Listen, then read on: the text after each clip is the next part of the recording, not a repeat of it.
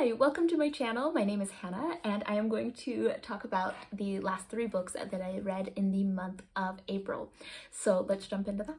The first book that I read was on the advice of AJ Dunn over at AJ Dunn Reads and Writes, and I will make sure to link their channel down below.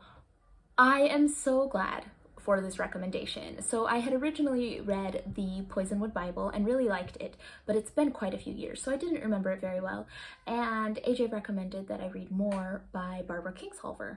And so I read Unsheltered a couple weeks ago, and I wasn't too sold on it. Like, I thought there were really good things to think about, but I didn't think all of it was super successful. But AJ said I should try out the Lacuna by Barbara Kingsolver, and I am so glad I did. This was a really excellent book. So this is a very sweeping tale.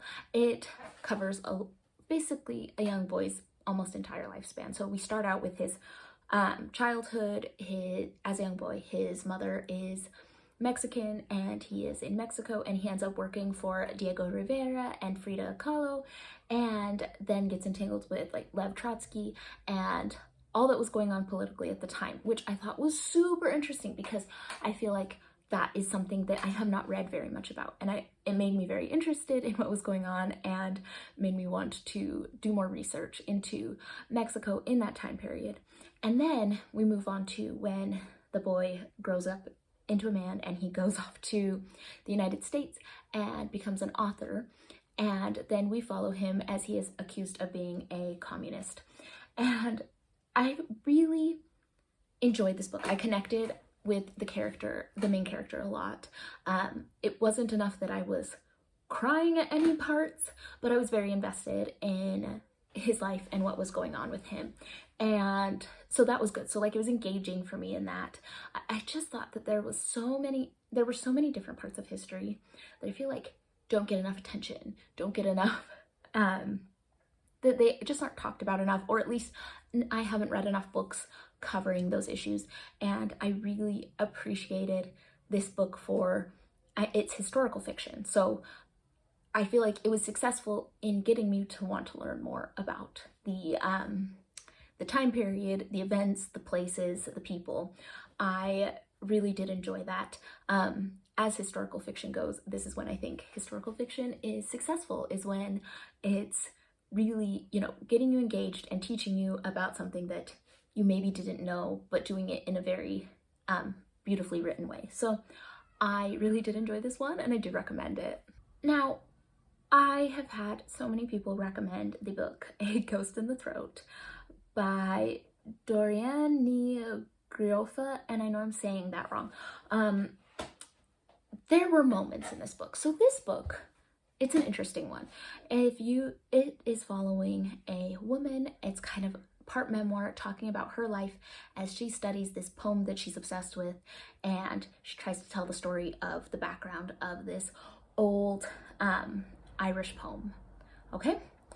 So, I mean, honestly, when I read the synopsis, I'm not like, yeah, I want to get into it, but everybody gave it such high reviews, and at first, I thought that there were some really beautiful thoughts on like motherhood, and I was sold. I'm like, this is my 5-star read, this is my new favorite, because there were some really beautiful observations on that. So there were lots of amazing quotes and things about motherhood and about kind of like female texts, like as a woman, what is giving meaning. And I don't know, one thing that I really connected with, because I am a knitter as well. So this one said, she is wearing a bright pink cardigan knitted by her grandmother, a female text in which every stitch is a syllable.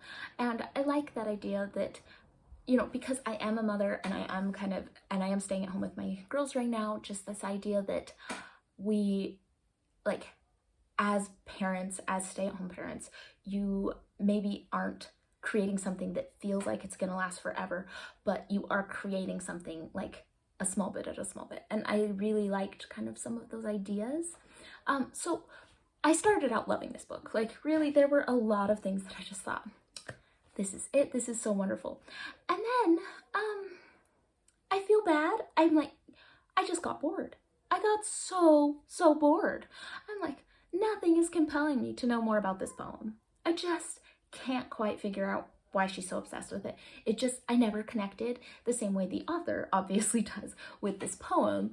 And so I had a hard time finding the book very engaging. The parts that I really enjoyed or found meaningful were when the author was talking about her own life and her own experiences and finding meaning in that, and her struggles with a baby born premature, or just like a cancer scare or things like that. Those were the things that I found meaningful, and her analysis of the poem, it was hard for me to connect to. So I did find it rather boring, which I do feel bad about because it had its moments. And so I think I read this wrong. I think audiobook is the way to go on this one, because I couldn't pronounce half the, I can't pronounce Irish words very well. So listening to it, maybe I would have understood maybe more the cadence and the beauty behind some of it. This is my recommendation on this. If you're gonna read this, plan on wearing a beautiful gown, going out to a field full of flowers, and sitting musing on the meaning of life while gently flipping pages and staring off into a sunset for a few hours on your own.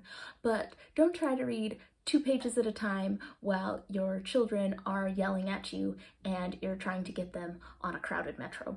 I don't think you'll enjoy it. So I don't know, if you've read this book and you've really liked it, let me know, how could I read this where I would really connect with it? Because I just had a struggle with that little connection on the, to really feel involved with the poem.